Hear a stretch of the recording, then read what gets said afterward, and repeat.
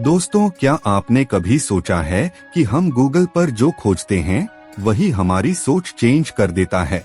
हर दिन 8.5 अरब से ज्यादा खोजें और उनमें से अधिकांश पर हमारा पूरा ध्यान गूगल के नतीजों पर टिका रहता है।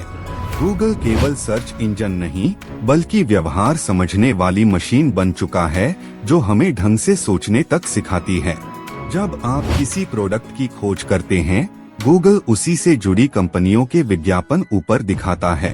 वो दिखता नहीं, पर हर क्लिक, हर स्क्रॉल, यहाँ तक कि कितनी देर आप रुके, सब रिकॉर्ड होता है। 2007 में गूगल ने डबल क्लिक खरीदा था, जो ऑनलाइन विज्ञापनों में क्रांति लाया।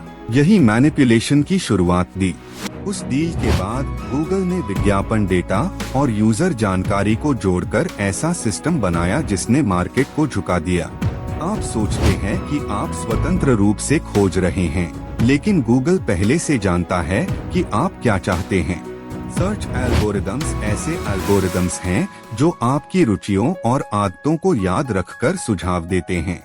2018 में प्यू रिसर्च का डेटा कहता है कि 71% यूजर्स मानते हैं कि उनके डेटा का उपयोग सही तरीके से नहीं हुआ। गूगल की सबसे बड़ी ताकत है डेटा, और उसी डेटा से वो आपको एक ग्राहक नहीं बल्कि एक प्रोडक्ट में बदल देता है। अब सोचिए, जब कंपनी हर शब्द जानती है जो आप टाइप करते हैं, तो उसका अगला कदम कितना असरदार हो सकता है। गूगल मैप्स, जीमेल, यूट्यूब, हर जगह से डेटा बहता रहता है और यही उसकी सबसे बड़ी पूंजी है। लेकिन कहानी यही बंद नहीं होती।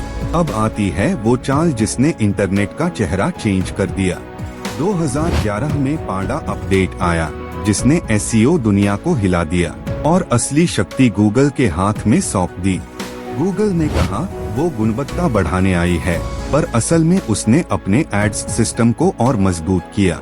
कंटेंट क्रिएटर्स को लगा कि उन्हें रिजल्ट्स में ऊपर आने का मौका मिलेगा, पर नियम गूगल ने बदले।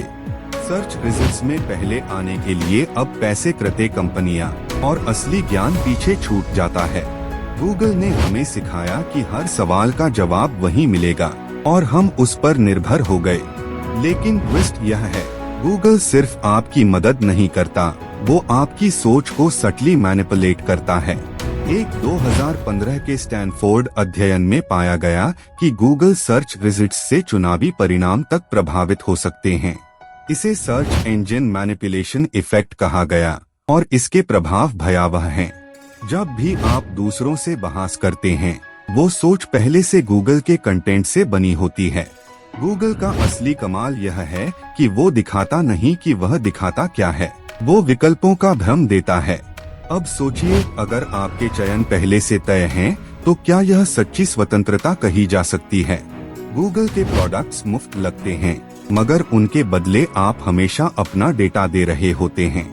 यूट्यूब के एल्गोरिदम आपको वही वीडियो दिखाते हैं जो आपको लंबे समय तक रोके रखें। इसका उपयोग सिर्फ व्यू टाइम बढ़ाने का नहीं, बल्कि आपकी राय शेप करने का है। कई बार गूगल के सजेस्ट किए गए आंसर बॉक्सेस में पक्षपात के संकेत कृत्य मिलते हैं। यही सटल मैनिपुलेशन है, जो आपको लगता है वो आपकी सोच है, पर असल में मार्गदर्शन गूगल का। 2023 में ईयू ने गूगल को डेटा ट्रांसपेरेंसी पर हिंट दिया, पर सवाल यह नहीं कि उन्हें दोष है या नहीं। सवाल यह है कि क्या यूजर खुद को समझना चाहते हैं या केवल सुविधा के गुलाम बने रहना चाहते हैं। गूगल हमारी पसंदों को इतनी बार दोहराता है कि वो हमारी पहचान का हिस्सा बन जाती है। वो हमारे सोचने, खरीदने और बोलने के तरीका को धीरे धीरे चेंज करता है। यह तकनीकी कमाल नहीं, मनोवैज्ञानिक युद्ध है। गूगल के हर बटन के पीछे एक बिहेवियरल साइंस टीमें करते हैं का एम यह सोचने की जरूरत है कि असली ताकत डेटा में नहीं, उसकी दिशा तय करने वाले इंसान में है। फिर सवाल उठता है, क्या हमें यही सिस्टम नियंत्रित करे या हम उसे नियंत्रित करते सीखें। अगर हम जागरूक हों, तो मैनिपुलेशन भी उसका प्रभाव नहीं डाल पाएगी। गूगल ने दुनिया बदल दी, पर हकीकत यह है कि अब हमें खुद को चेंज करना होगा। नॉलेज अब गूगल की मोनोपोली नहीं होनी चाहिए, बल्कि मानव समझ की साझी पूंजी ही रहनी चाहिए। तो दोस्तों, अगली बार जब आप कुछ सर्च करें तो सोचें, कौन आपको दिखाता है और क्यों?